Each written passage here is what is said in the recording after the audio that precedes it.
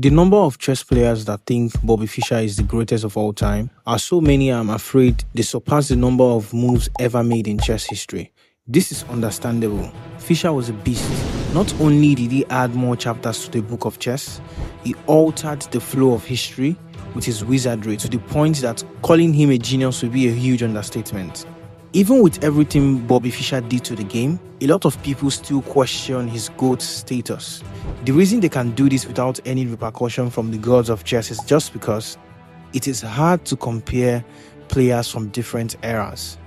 Even Garry Kasparov attested to this when he said, and I quote, "It is impossible to compare two players from different epochs. It will be extremely unfair because we know more now. The only real point of comparison between the two of us is the size of the gaps between ourselves and our respective opponents."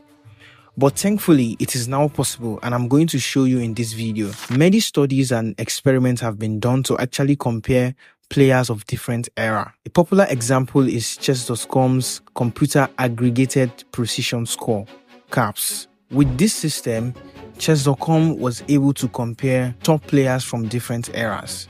Even though they did a good job in showing the steady advance of chess skill over time, many people raise concerns they have mostly been rather unconvincing at actually comparing individual players. The reason for this is simple. The ratings generated for the players of the past so that we could measure their ratings if they were alive today are actually derived from accuracy scores or error rates. What this means is that positional players like Capablanca, Karpov, and perhaps Magnus Carlsen, who prioritize not losing and they also excel well in endgames, are favored by this rating system. Attacking players like Tao, Kasparov, Veselin, Topalov are actually not favored with this rating system. Why does this not favor them? It's actually very simple.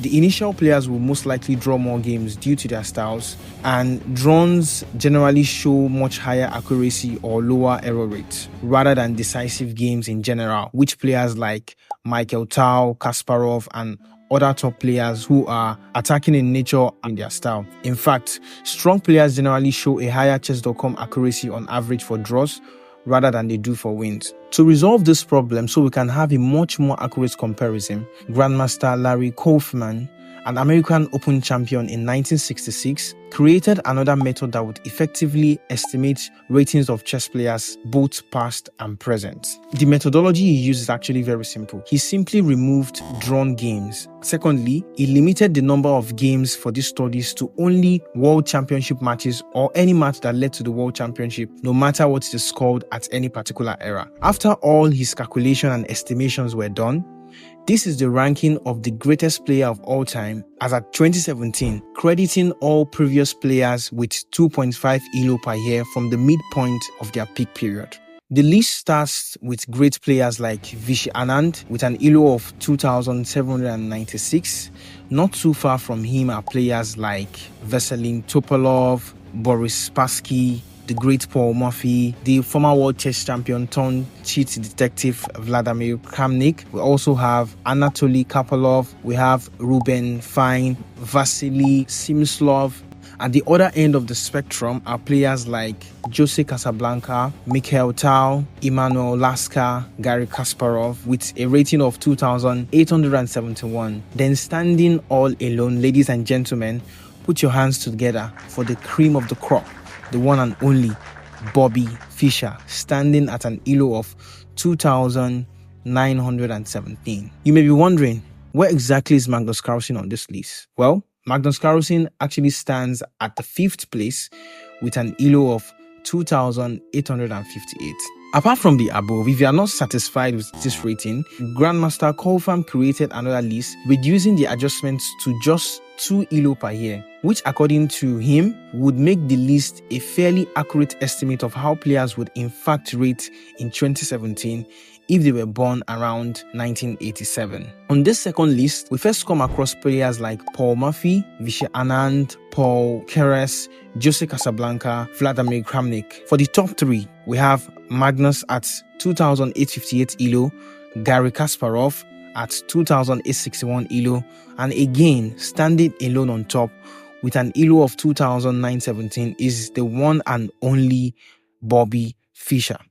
Based on these two stats shown previously, Fischer's legacy as the GOAT seems to have been cemented. But don't worry guys, this video and the thumbnail is not a bluff, nor is it a clickbait. I'm going to show you some mind-blowing stats that confirms Magnus Carlsen is a genius of the first magnitude when it comes to chess. I will prove how his wizardry is so thick, it can stand the test of anything Fischer had done. If you're a Fischer fan, you can leave now. I don't want you to finish this video a sad version of yourself, flashing toothless grins, because blows would eventually hit you. It's about to get rough for you. Magnus Carlsen is so good. If Fischer lived to see him at this moment and was given a chance to comment on him, I am very sure what Fischer is going to say is, I think a comfortable point to start this conversation is by measuring the player's peak strength. Now, since ELO rating system began in 1971, just 7 chess giants have reached the pinnacle of chess strength. Players like Bobby Fischer, Anatoly Karpov, Garry Kasparov, Vladimir Kramnik, Veselin Topalov, Vishy Anand, and Magnus Carlsen. Now, below are the standings of players that have had the best ELO during their time. Let me start with the Bulgarian chess sensation Veselin Topalov with an ELO of 2,816. We have Russia's strategic mastermind Vladimir Kramnik, who joins the elite at 2,817 ELO. We have the Indian's chess pride, the versatile Vishy Anand, who shines bright at 2,817. We have the legendary Garry Kasparov, another chess giant, checks in at 2,851. At number 1, the king of the chess world, the one and only Magnus Carlsen, standing tall at 2,882 ELO. I know what is on your mind. Where is Fischer? Well, the American icon, still impressive at 2,785 ELO, falls short and is the last on this list. Obviously, Fischer would naturally have a lower rating system than them because he played before them, just like cameramen of the past would never have better quality than those of today due to advancements in technology and rapid innovation. Before you accuse me of felony in the comment section, because I know I'm going to kill Fischer's GOAT status, why don't we look at the chart showing the duration of these players at the top? In 4th place is Garry Kasparov with 96 months. In 3rd place is Anatoly Karpov with 96 months as well. In 2nd place is Garry Kasparov with 117 months. And in 1st place is Magnus Carlsen with a record of 151 months. Where is Bobby Fischer? Bobby Fischer is below at 5th place because he only was number 1 for 93 months. Magnus Carlsen holds the record for the longest uninterrupted streak at number 1, spanning 151 months from 2011 to today. I think this video is becoming boring, so let's add more life to it by talking about... Apologies for the break in transmission. Someone from Fischer's camp, unable to control the venom in their heart, attempted to pull the plug, but we are back now. I think this video is becoming boring, so let's add more life to it by talking about championship titles. Hikaru is actually a very good player, but he came in the wrong era. I actually wrote a point from Hikaru and I'm going to read it. In another world, Hikaru does not become a chess player. Throughout chess history, merely 21 exceptional players have held the official world championship title. Notably, 17 champions emerged through classical head-to-head matches. This is the standing of the chess players with world championship titles. Players with one are Jose Casablanca, Max Euell, Mikhail Tal, Boris Spassky, and Vasily Simslov. Also, we have Bobby Fischer and Ding Liren. Wait, Fischer only got 1 championship title. Oh, now I see the reason why that guy wanted to turn off the mic. Well, let's move on. Tigran Petrosyan is the only player with 2 World Chess Championship titles. Players with 3, we have Anatoly Karpov, we have Vladimir Kramnik. For players with 4, we have the great Vishy Anand, Wilhelm Steinitz. For players with 5, we have Botvinnik. And for players with 6, there are 2. The one is the great Garry Kasparov and Emanuel Lasker. Magnus Carlsen actually sits alone on the top of this list with 13 World Chess Championship titles. Obviously, I'm joking. He only has 5. But we know he would comfortably have 6 now, if not for the fact that his head has grown too big for the crown of the World Chess Championship title. I'm sure no one would disagree with me when I say he would comfortably defeat the current world champion and even the challenger. Again, in this category, Fischer falls short. No disrespect to Bobby Fischer, but if you want to be considered the GOAT in my own book, you need to cement your legacy through time. Fischer was gold, but had defects that spread from his heart to every part of his being like oil on water. As predicted rightly by John Donner in 1972, he said it didn't take much insight into human nature to predict that Fischer would not be world champion for long. His quirks, moods, whims would turn against him at the moment when he reached the top. He will hit out hard at nothing but thin air, close quotation. You will agree with me that there is not a lot of talking points in the above. Calling Fischer the GOAT based on the number of World Chess Championship titles won, it's just like judging a fish by its ability to climb a tree. That would be a self-sabotage. For this reason, let's move to another section. The number of records these great players had as young chess player. For a lot of chess fans, being the youngest ever world number 1 is a feat revered as one of the definitive proof of greatness that separates legends from just a normal champion. Among the 7 players to be ranked as the world number 1 in history, Magnus Carlsen is the youngest. When he took first position in January 2010, he was just 19 years old. Other notable players on the list are, let's start from the bottom so that we'll be able to mention Fischer's name as quickly as possible. We have Vishy Anand, who was 37 years and 111 days. We have Veselin Topalov, who was 31 years and 17 days. We have Bobby Fischer, who was 28 years and 114 days. We have Anatoly Karpov, who was 24 years and 223 days. Garry Kasparov, who was 20 years and 263 days. We have Vladimir Kramnik, the former world chess champion, now detector, 20 years, 190 days. And standing on top alone is Magnus Carlsen, who was 19 years and 32 days. Well, if you are not satisfied with this, let's also look at the youngest players to qualify for the candidates. At just 15 years, 6 months and a day old, Bobby Fischer became the youngest player to qualify for the candidates tournament during his time. Fischer's record stood for 48 years as he joined an exclusive group of contenders for the World Championship title. I cannot lie, this is a massive feat. Not until the Grim Reaper Magnus Carlsen appeared again. In 2005, at just 15 years and 14 days old, Magnus Carlsen made history by surpassing Bobby Fischer's long-standing record as the youngest player to qualify for the candidates tournament. At 15 years and 14 days old, he broke Fischer's record by half a year. That is enough for Fischer. I'm done giving him modern PR. It almost seems like disrespecting him by comparing him to Magnus, even though I know in the actual sense, it is Magnus Carlsen that is being disrespected. In the meantime, let's compare Magnus Carlsen to modern players. Now, before we go into this, you will all agree with me that there's actually no player in the modern era that can stand with Magnus Carlsen. This is Paul Murphy happening over again. The most ridiculous thing about this discussion is that there's actually a clip of Hikaru confirming Murphy's dominance. Paul Murphy was the best player in the world by a bigger margin, probably than anyone else in recent modern history. As far as why it's tragic, it's very tragic because he essentially quit chess. There was no competition for him. For Murphy, there was no one who could even beat him, probably in individual games. So he ended up quitting chess. I think he was sort of like a lawyer, kind of. But guess what? He's not aware he's leaving it. I am very sure a top GM 100 years from now would also say the same thing about this era. I hope they don't say we were too dumb to stop Magnus Carlsen despite access to chess materials is as easy as the air we breathe. The dominance Magnus has over other chess players is so wild. It's like he's playing chess and they are playing checkers, blindfolded with a hand tied behind their back.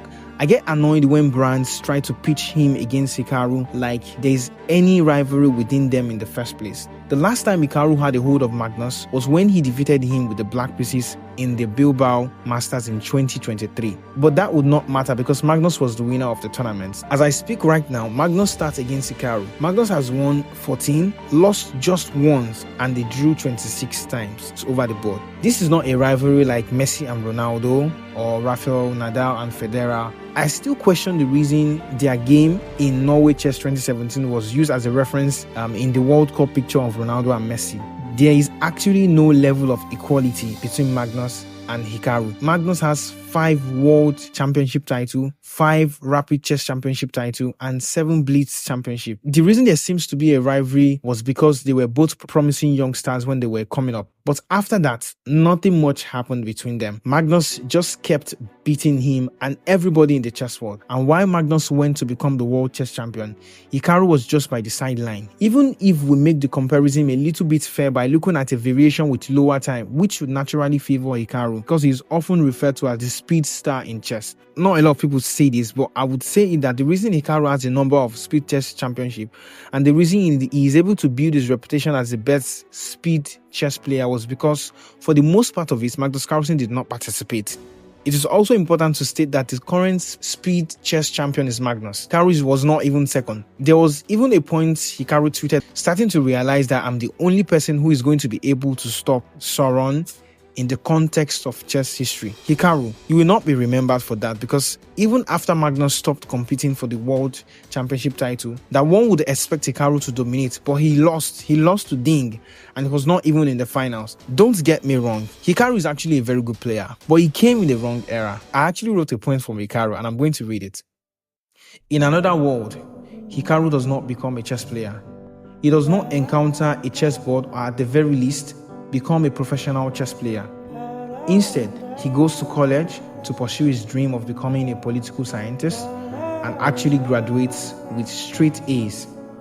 In another world, Hikaru is a professor, reading in quiet libraries, standing tall in lecture halls as he sparks new thoughts in his students. In another world, Hikaru is not living under Magnus' shadow, so he does not have to worry or wonder about the what-ifs, because he is too busy living it.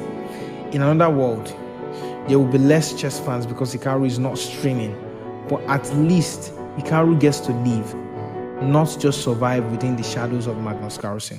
Now that we have cleared Hikaru Nakamura and the false rivalry narrative notable chess organization tried to jump on just to promote chess or to promote their competition, I need to throw one last shade at Bobby Fischer. There are 2 records by Bobby Fischer that no one can touch, Magnus Carlsen inclusive. The first one is the longest winning streak in chess at the top level, 20 games. Bobby Fischer's legacy is forever sealed by his historic 1972 World Championship victory over Boris Spassky, the most iconic match in modern chess history. Fischer's unstoppable momentum was fueled by a record-breaking 20-game winning streak. The second record, which is him scoring 11 out of 11 in the 1963-64 US Championship. Bobby Fischer's dominance was on full display at that competition. He achieved a perfect score of 11 out of 11, cementing his status as a rising chess superstar. These 2 records by Fischer are untouchable by Magnus Carlsen, to be honest. Even though I know Magnus also has a record of the longest confirmed unbeaten streak at an elite level, which was a streak of 125 games in the classical time format. From 2018 to 2020, he did not lose for 2 freaking years. An astonishing detail is that his opponents during this streak boasted an average of 2,745, which equals a position among the world's top 20 players. All of these things just point fingers to the fact that Magnus Carlsen is so good. Words cannot fully express the magnitude of this man's greatness. Magnus Carlsen is so good. If Fischer lived to see him at this moment and was given a chance to comment on him, I am very sure what Fischer is going to say is chess is a game where everyone gets to play and have fun, and then Magnus Carlsen wins in the end.